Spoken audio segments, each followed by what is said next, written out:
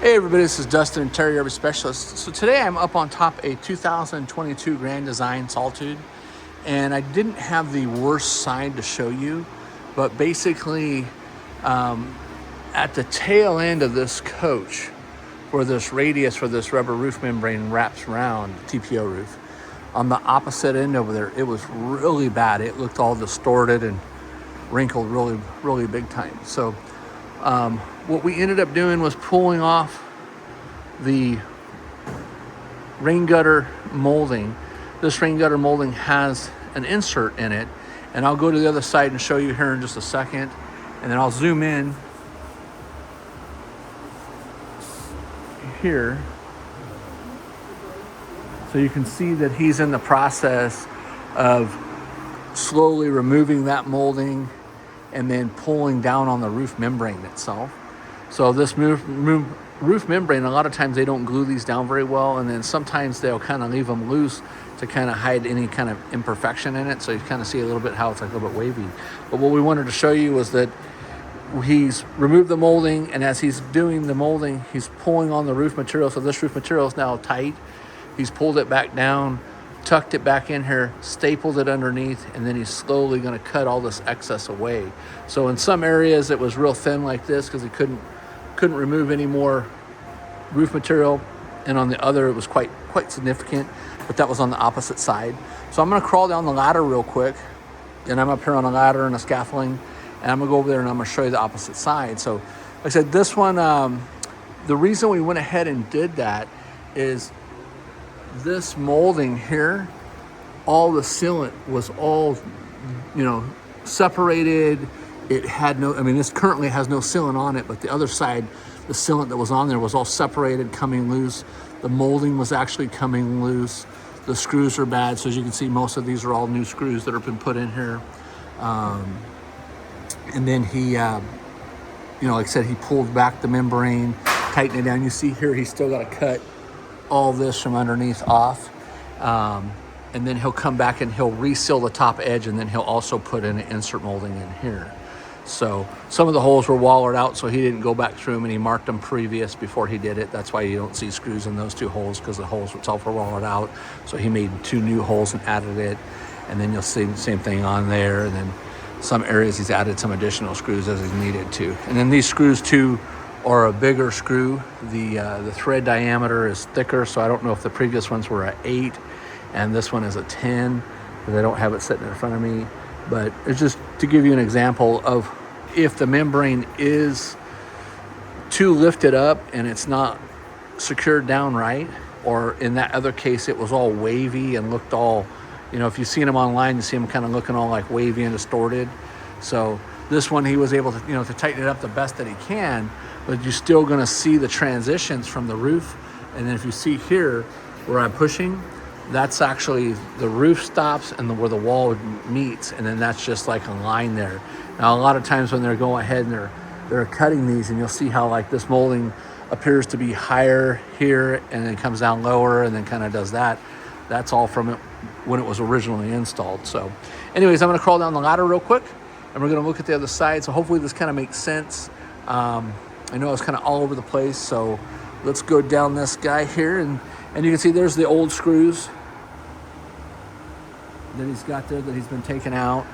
They don't look like they were really rusted too bad or anything, but they were definitely loose. So if you come in and let's say you're doing a roof reseal on a unit, and I'll use this one over here as an example, the sealant that's on top of that edge of that molding, if that sealant is compromised, what happens is, because the whole coach itself is moving side to side in travel, and even when walking, when leveling it, when running the room out, it will flex the unit and will cause those screws to back out and then cause that edge to separate. So I don't know what we're doing on this unit next to me here on this Grand Design Reflection. And again, I'm working on a Solitude. So let me see if I can capture an example of this one. So same thing here. You see how there is some sealant there, but that sealant is starting to look old, and it's not completely separated on this one. It's actually not too bad a shape. But so on this side here, Terry's gone through, and there was a significant amount of wrinkling back there. Take a picture while I'm up here.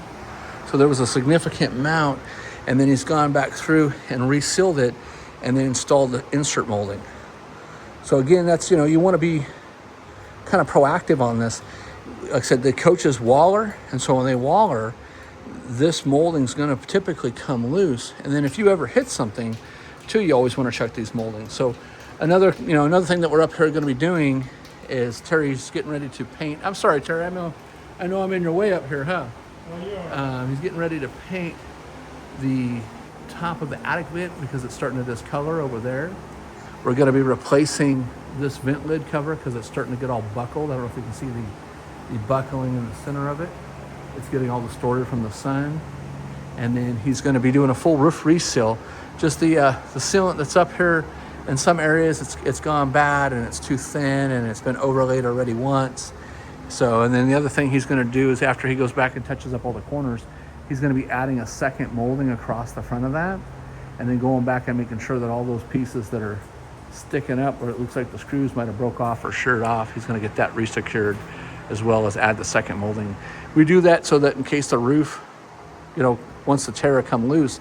Another thing by doing this, right, we corrected the radius of it, but tightening these moldings. So if you're seeing online all these units that have the roofs that look like they're distorted sideways from the angles, it's catching the wind from the side and coming up underneath these moldings. And when it's doing that, it's just ripping the material out of the roof. So on the roof over here itself, when you have the molding across the front, that molding is holding down the front cap, then going through the rubber roof material or TPO material, and then going into real thin wood, whether it be 1/4 inch or 3/8 OSB. And usually by that time, the screws are kind of somewhat loosey-goosey because it's usually self-tap screws. Now, keep in mind, same kind of concept as we're talking about the stuff getting loose. This whole coach is moving, and when it's in transit, this guy is rocking like that side to side, flexing this whole front cap, all of these side seams on every unit. So it doesn't matter what brand it is, it's just a common thing that happens to them.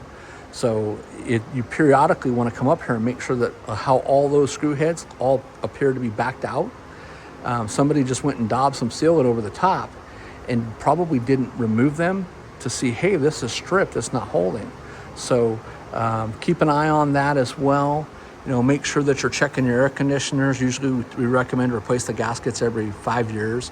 This particular unit, Terry said, hey, while I was up here, I did check the gasket and it does look a little bit loose. It's not bad, but he said he's gonna go inside there and give it a little tighten, especially on the fronts. And so you can see how the front is kind of lifted more on the front than on the back. And so he's gonna go in there and torque them down a little bit. We're gonna do that just as a courtesy because the customer's spending so much money with us and doing all the other things to the coach. But that wrinkle turned out a lot better. It was pretty gnarly from the side. I had pictures of it. It almost looked like what the heck happened? And even right here, if you look down this ridge, you'll see just the height of this area. You'll see how it just kind of comes up and curves up a lot more, and you'll see kind of this on the other coach. This one's not real bad. It doesn't really have that, wrinkles like that, but it was severely wrinkled at the end where you could see it from the side of the coach, where it just looked like it was all warped out of the way. Looks like this bad boy over here had some kind of air conditioning damage, and they used some foil tape or something on it to kind of protect that and cover that. So, all right, well, stay tuned for more. This is Dustin, your RV specialist. I'm in the RV shop and with Terry, and he's doing the repairs to this thing, and we will go from there. We will talk to you soon. Have a great day.